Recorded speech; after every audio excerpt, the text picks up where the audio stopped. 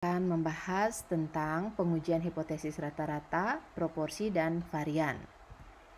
Uji hipotesis rata-rata adalah pengujian mengenai hipotesis rata-rata suatu populasi yang didasarkan atas informasi sampelnya. Langkah-langkah uji hipotesis rata-rata itu yang pertama adalah merumuskan hipotesisnya. Nah, di sini ada uji dua pihak, uji satu pihak kanan, dan uji satu pihak kiri. Itu dilihat dari nilai H alternatifnya bertanda tidak sama dengan H alternatifnya untuk yang uji pihak kanan bertanda lebih besar dari, dan uji pihak kiri H alternatifnya bertanda kurang dari. Kemudian perhitungan Z-stat dan Z-statistik dan T-statistik. Kita menggunakan Z untuk data yang lebih besar dari 30 dan menggunakan T untuk data yang kurang dari atau sama dengan 30. Bila populasinya terbatas, nilai N per N yang lebih besar dari 0,05, maka kita menggunakan formula Z seperti ini. Dan apabila N per N-nya kurang dari sama dengan 0,05, maka kita menggunakan rumus Z yang ini. Bila standar deviasi populasi sigma tidak diketahui, dapat diganti dengan standar deviasi dari sampel.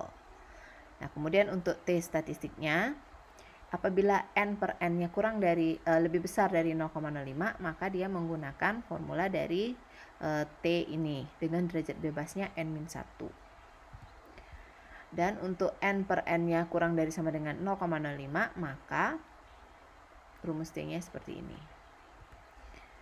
Selanjutnya adalah menentukan batas daerah penerimaan dan penolakan. Untuk N lebih besar 30, maka nilai Z tabelnya Z setengah alfa itu adalah 1 min alfa per 2. Sedangkan untuk yang satu pihak 0,5 dikurangin alfa. Ya, untuk T-nya tentu saja nilai N-nya kurang dari sama dengan 30. Nah, ini adalah gambaran grafik daerah penolakan uji dua pihak dan uji satu pihak. Untuk uji dua pihak dia ada di sebelah kiri dan kanan. Untuk uji satu pihak kiri berada di sebelah kiri, dan untuk uji satu pihak kanan ada di sebelah kanan. Kemudian menentukan kriteria penerimaan atau penolakan. Untuk uji dua pihak,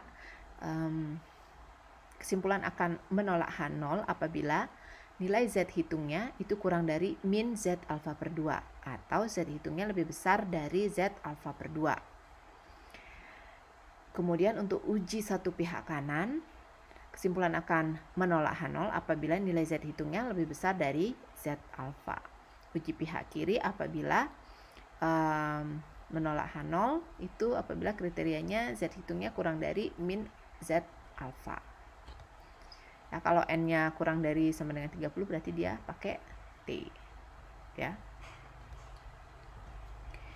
Kemudian membandingkan nilai Z atau T yang kita peroleh dengan tabel. Selanjutnya baru bisa dibuat kesimpulan apakah akan menerima atau menolak H0. Contoh, berat dari buku yang diproduksi oleh PT X memiliki rata-rata 1900 gram. Berarti nilai mu-nya 1900 gram. Dengan deviasi standar 100 gram, berarti sigma-nya 100 gram. Dengan menggunakan teknik produksi baru, PT X mengklaim bahwa berat buku dapat dikurangi. Untuk menguji klaim ini, diambil sampel sebanyak 50, berarti N-nya 50. Kemudian diketahui rata-rata berat buku 1850 gram. Ini X-bar. X-barnya 1850. Dapatkah klaim dari PT X dibenarkan pada tingkat signifikansi 5%? Mari kita lihat solusinya sama-sama. Nah, kita buat dulu yang diketahui tadi ada N, X-bar, alfa, dan sigma. Kemudian kita buat dulu atau langkah yang pertama adalah menentukan H0. H0-nya mu sama dengan 1900. H alternatifnya sesuatu yang kita klaim yang akan diklaim yaitu beratnya kurang dari sekian. Kan? Kemudian yang kedua kita menghitung nilai Z. Tinggal memasukkan nilai yang ada didapat min 3,53. Dan untuk Z alfanya kita peroleh 1,645. Uji satu pihak kiri, dia akan kriteria ujinya ya untuk pihak kiri dia akan menolak H0 apabila Z hitungnya kurang dari min Z alfa. Kita lihat Z hitungnya ternyata min 3, Z alfanya 1,645. Ini kurang dari ini, ya kan? Z hitung kurang dari Z hitung kurang dari Z alfa ya.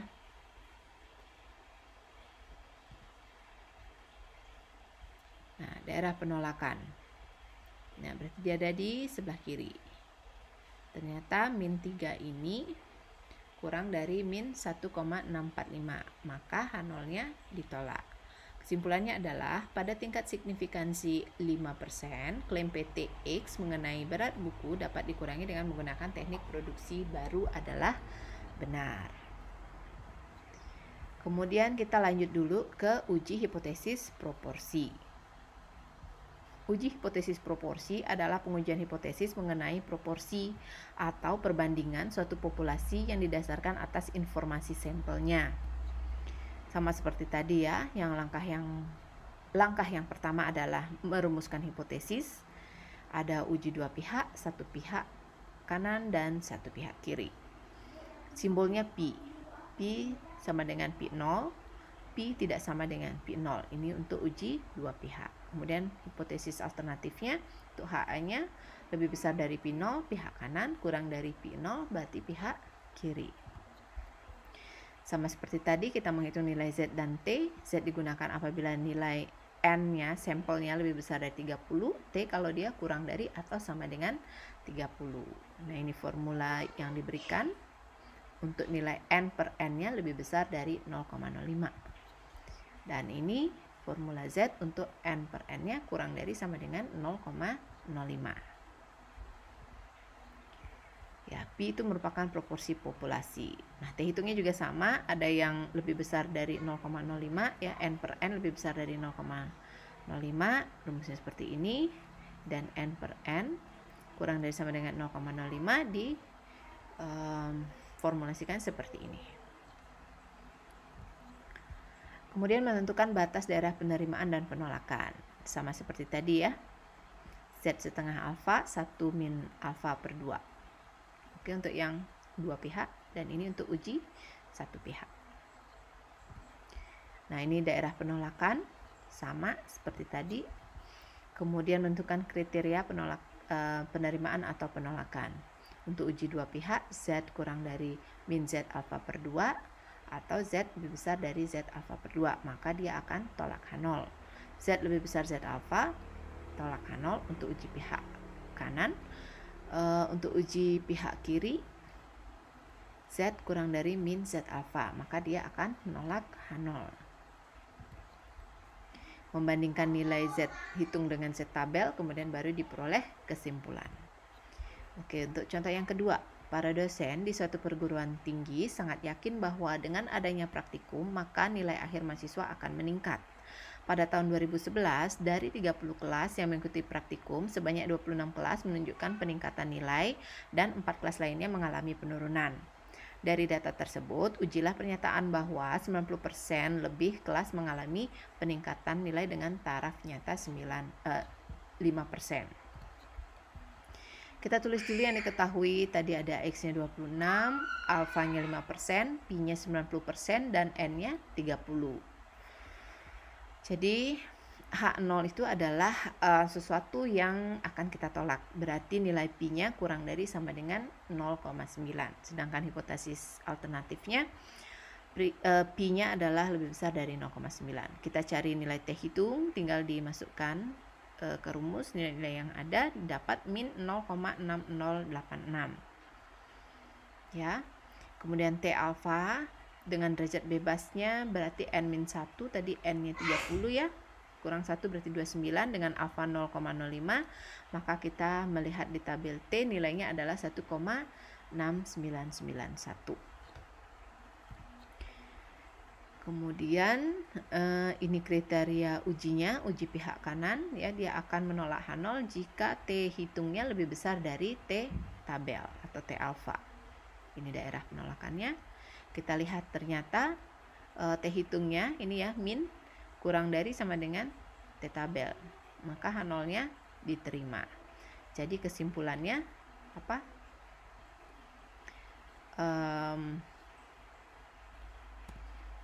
Jadi kesimpulannya terima H0 tadi, ya kan? Terima H0 berarti dia kurang dari sama dengan 0,9 tadi ya.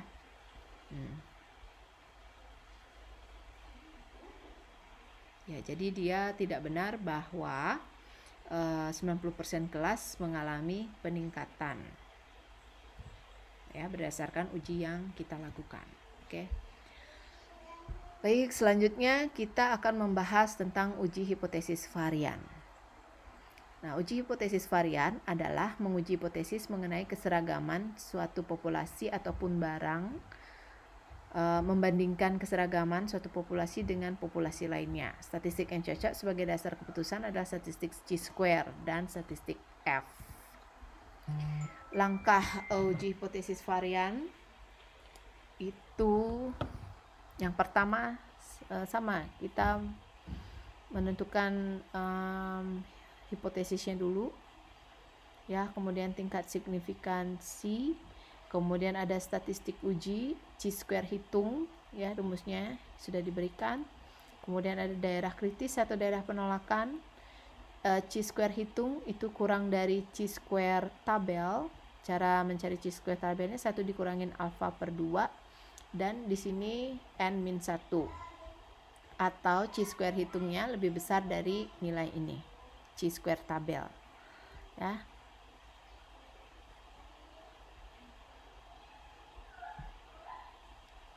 Oke. Daerah penerimaan H0 itu saat daerah penerimaan H0 itu chi-square hitungnya berada di antara lebih besar dari sama dengan chi-square tabel yang ini dan kurang dari sama dengan chi-square tabel dengan syaratnya ini. Oke, alfa per 2 n-1. Kemudian melakukan uji hipotesis.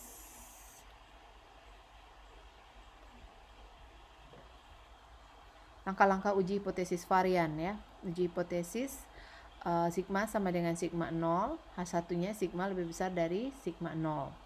Tingkat signifikansinya alfa, statistik ujinya chi-square hitung, rumusnya ini ya. Daerah kritis, daerah penolakan. Nah, ini daerah penolakannya.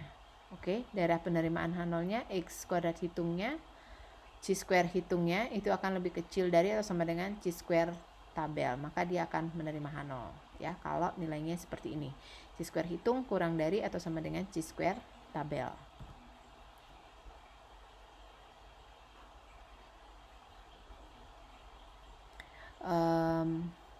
Kemudian yang bagian C ya, uji hipotesis sama seperti tadi ya. Di sini hipotesis alternatifnya kurang dari sigma 0 ya, statistik ujinya masih sama. Daerah penolakan H0-nya di sini ya. Ini tolak H0 kalau chi-square-nya kurang dari chi-square tabel ini. Terima kalau chi-square hitungnya lebih besar sama dengan ini. Oke. Nah, contoh yang ketiga. Dalam kondisi normal, standar deviasi dari paket-paket produk dengan berat 40 ons yang dihasilkan suatu mesin adalah 0,25 ons. Setelah mesin berjalan beberapa waktu, diambil sampel produk sejumlah 20 paket. Dari sampel tersebut diketahui standar deviasi beratnya adalah 0,32 ons. Apakah mesin tersebut masih bisa dikatakan bekerja dalam keadaan normal? Gunakan alfa 0,05. Kita tulis dulu yang diketahui, N-nya 20, S-nya 0,32 ons.